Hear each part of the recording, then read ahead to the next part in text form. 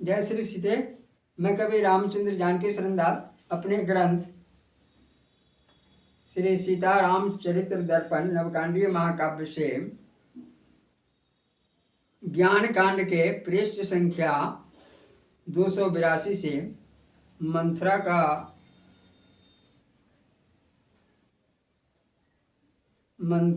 ने कैकेयी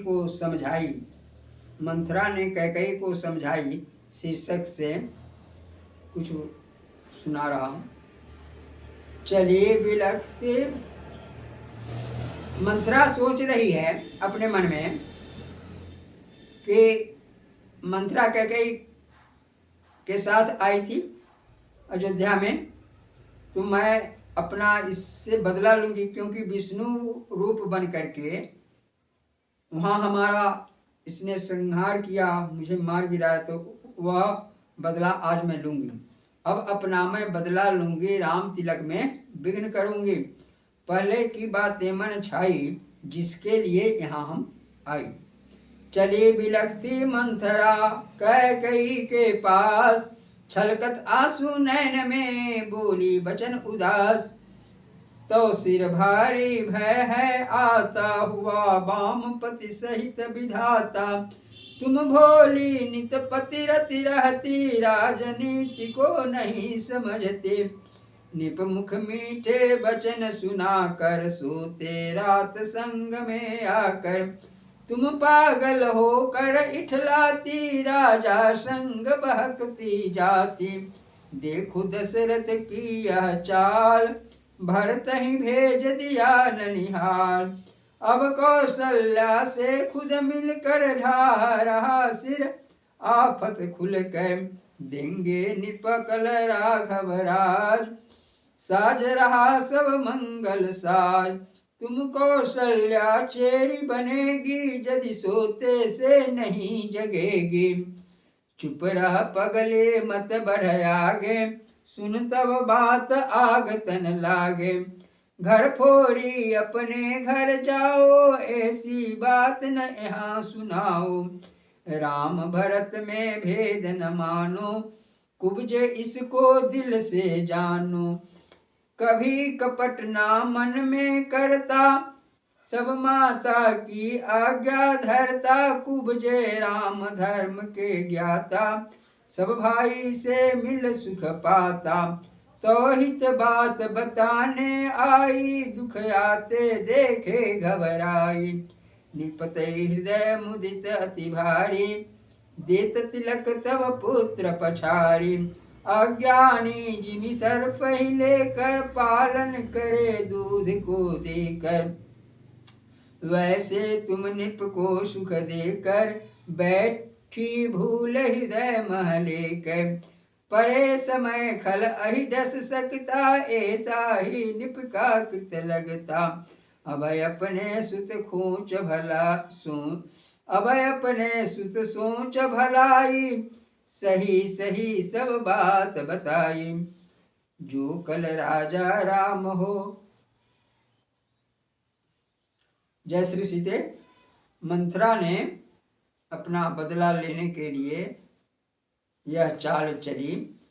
बिलखती हुई वह कैकेयी के पास आकर, उसके आंखों में आंसू छलछला रहे हैं, और बोली, उदास होकर बोली कैकेयी से, तुम्हारे सिर पर भारी दुख आ रहा है। पति सहित विधाता तुम्हारे वाम हो चुके हैं, और तुम भोली भाली पति की आज्ञा में रहती है, पति को सुख देती है, पति तुम्हारी बस में नहीं है। तुम निप के मीठे वचन सुनकर उसके साथ हर रात सोती रहती हो। तुम पागल होकर के इठला रही हो, राजा की संगति पाकर तुम भक्ति जा रही हो। देखो दशरथ की यह कैसी चाल है कि भरत और शत्रुघ्न को तो ननिहाल भेज दिया है, और अब कौशल्या ने खुद मिल करके राम जी को राज तिलक करने की बात सोच रहा है। देंगे निपकल राघव राज, साज रहा सब मंगल साज। चारों तरफ मंगल बाजे बज रहे हैं, और जब राम जी का तिलक हो जाएगा तो तुम कौशल्या की चेरी बनेगी, दासी बनकर रहेगी अगर तुम सोते से नहीं जगती हो तो। यह सुनकर के कैकेयी ने कहा, चुप पगली, मत इस प्रकार की बात तुम मत बताओ। अरे तुम घर को फोड़ने वाली लग रही हो, ऐसी बात यहाँ मुझे नहीं सुनाओ। राम भरत में भेद नहीं मानते हैं, कुब्जे इसको दिल से तुम जानो। राम जी कभी कपट नहीं करते हैं कुब्जे, राम धर्म के ज्ञाता हैं, सब भाई से मिलकर एक साथ रहते हैं। तब हित की बातें बताने आई, दुख आते देख घबराई। मंत्रा ने कहा, हम तुम पर दुख आ रहा है, इस दुख से मैं दुखी होकर तुम्हें सचेत करने आई हूँ। निरपति का हृदय मुदित अति भारी, देत तिलक तब पुत्र पछाड़ी। भरत लाल शत्रुघ्न जी यहाँ नहीं है, तुम्हारे पुत्र के नहीं रहने पर राम जी का तिलक की बात कर रहे हैं।